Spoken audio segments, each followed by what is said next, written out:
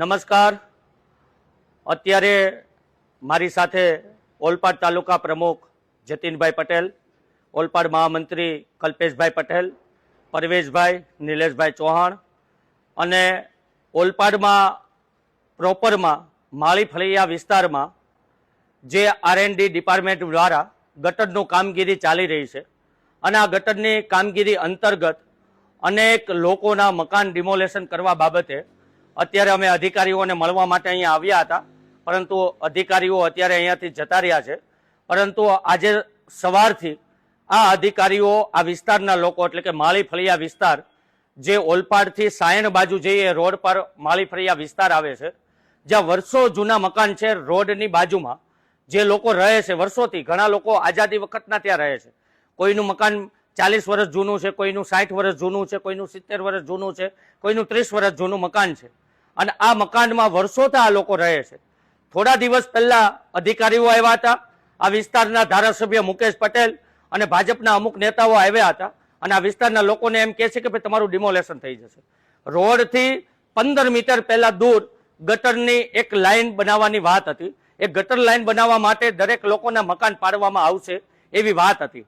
15-20 દિવસ પહેલા ઓરલી વાત કરી હતી. આજે R&D ડિપાર્ટમેન્ટના અધિકારીઓ, ભાજપના નેતાઓ અને ભાજપ સાથે સંકળાયેલા એમના ધારાસભ્યથી લઈને તમામ લોકો ત્યાં આવ્યા અને એ અધિકારીઓ આ સામાન્ય લોકોને પોલીસનો ઉપયોગ કરીને દબાવવાની કોશિશ કરે છે. આજે 20 થી 25 પોલીસોનો કાફલો આવ્યો અને ત્યાં ડિમોલેશન કરવા માટે આવ્યા હતા. સાહેબશ્રી અધિકારી સાથે મેં હમણાં ટેલિફોનિક પણ વાત કરી. ત્યાંના લોકોનું કેવું એવું છે કે ભાઈ અમે વર્ષોથી અહીંયા રહીએ છીએ, અમારો વર્ષો જૂના મકાન છે. મારી સાથે આ વિડીયોમાં આપ જોઈ શકો છો, આટલી મોટી સંખ્યામાં માતાઓ બહેનો છે. આ બહેનો, માતાઓ બહેનો 65-70 વર્ષની માતાઓ જે વર્ષોથી ત્યાં કાળી મજૂરી કરી, એક એક પાય ભેગા કરી અને પોતાનું મકાન બનાવ્યું છે. અને આજે આ મકાન આ વિસ્તારના ઓલપાડના ધારાસભ્ય મુકેશ પટેલના ઈશારે આ અધિકારીઓ તોડવા બેઠા છે. શું આ યોગ્ય છે? આજે આમ આદમી પાર્ટી વિપક્ષ તરીકે મજબૂતાઈથી ઓલપાડમાં લડી રહી છે. આજે અમારા આ વિસ્તારના ઓલપાડ તાલુકા પ્રમુખ જતીનભાઈ પોતે ત્યાં રહે છે. એમનું પણ મકાન પાડવાની કોશિશ આ મુકેશ પટેલના ઈશારે થઈ રહી છે. આ અમારા ઓલપાડ તાલુકાના મહામંત્રી કલ્પેશભાઈ, આ બધા જ અહીંયા મહેનત કરે છે અને દિવસે ને દિવસે આમ આદમી પાર્ટી મજબૂત થાય છે. ક્યાંક ને ક્યાંક આ વિસ્તારના ધારાસભ્ય મુકેશ પટેલને એવો ડર પેદા થઈ ગયો છે કે જો આમ આદમી પાર્ટી ઓલપાડમાં મજબૂત થશે તો ક્યાંક ને ક્યાંક એમણે કરેલા કરતૂતો, એમણે કરેલા કૌભાંડો ખુલ્લા પડી જશે.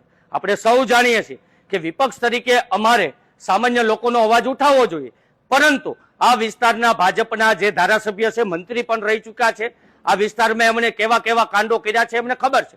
થોડા દિવસ પહેલા જ વાત છે, પાવર ગ્રીડ સ્ટેશનના નામે 280 વીઘા જમીન આ જ વિસ્તારમાં ધારાસભ્ય મુકેશ પટેલે માત્ર ને માત્ર 14 દિવસમાં એને કરાવી અને પાવર ગ્રીડ સ્ટેશન જે બીજી જગ્યાએ બનતું હતું અને પોતાની જમીનમાં બનાવવાનું કાવતરું કર્યું. માત્ર 14 દિવસમાં કેવી રીતે એને થઈ જાય? પોતે જમીન ખેડૂતો પાસેથી ખરીદી લેશે સસ્તા ભાવે અને એ જ જમીનમાં પાવર ગ્રીડ સ્ટેશન બનાવવાની વાત કરે છે.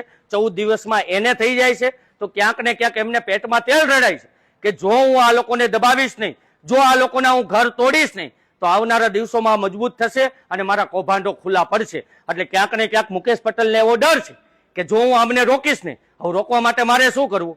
તો આ બધાના ઘર તોડી નાખીએ, ડિમોલેશન કરી નાખીએ, એમને દબાવીએ, પોલીસનો બળ ઉપયોગ કરીએ, પોલીસ તંત્ર દ્વારા દબાણ લાવીએ, એમને લાઠીઓ મારીએ, એમને ધમકાવીએ, દબાવીએ, તો આ મારા કૌભાંડ ખુલ્લા નહીં પાડે. પરંતુ અમે ડરવા વાળા માણસ નથી. મુકેશ પટેલને પણ આ વિડીયોના માધ્યમથી કહીએ છીએ, અમે ક્રાંતિના યોદ્ધા છીએ. અમારી માતાઓ બહેનો, 65-70 વર્ષના માતાઓ બહેનો અહીંયા છે જે કાળી મજૂરી કરીને પાય ભેગા કરી અને પોતાના મકાન બનાવ્યા છે. એ મકાન તમે તોડવાની વાતો કરો છો, તમને આય લાગશે. આવા પાપના ભાગીદાર થશો. છેલ્લા કેટલાય વર્ષોથી તમે આ વિસ્તારમાં ધારાસભ્ય છો. ધારાસભ્ય તરીકે તમે જનતાનું ભલું તો નથી કર્યું, જનતાને લૂંટવાનું કામ કર્યું છે. પાવર ગ્રીડના નામે થોડા દિવસ પહેલાની જ વાત છે, તમારું જે ભાજપનું કાર્યાલય બની રહ્યું છે એ જગ્યા કોની છે એ બધું જ અમારી પાસે માહિતી છે અને તમામ તમારા કૌભાંડો આવનારા દિવસોમાં ખુલ્લા પડવાના છે. અને એ ડર આ મુકેશ પટેલને છે, એટલા માટે હવે એમણે આ કાવતરું કર્યું છે કે વિપક્ષનો અવાજ દબાવવા માટે અમારા ઓલપાડ તાલુકાના પ્રમુખ જતીનભાઈ પટેલ સારી રીતે કામ કરી રહ્યા છે. પોતે એડવોકેટ છે. અમારા ઓલપાડ મહામંત્રી કલ્પેશભાઈ પટેલ સારું કામ કરે છે.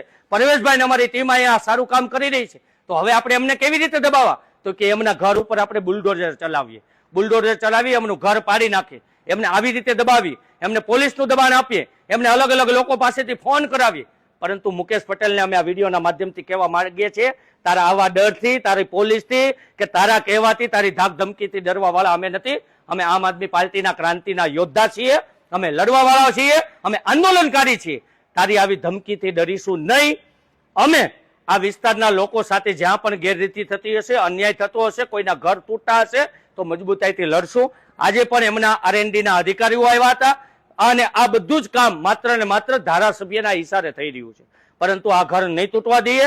અહીંયા ઉભેલી માતાઓ બહેનોને અમે આશ્વાસન આપીએ છીએ કે આમ આદમી પાર્ટીનો એક એક કાર્યકર્તા તમારી સાથે છે. વર્ષો જૂના મકાન છે, પાય ભેગી કરીને મજૂરી કરી અને પોતાનું મકાન બનાવ્યું છે અને હવે મકાન તોડવા ઉભા થયા છે. શરમ આવી જોઈએ. તમે હું પૈસા ઓછા કમાયા છો?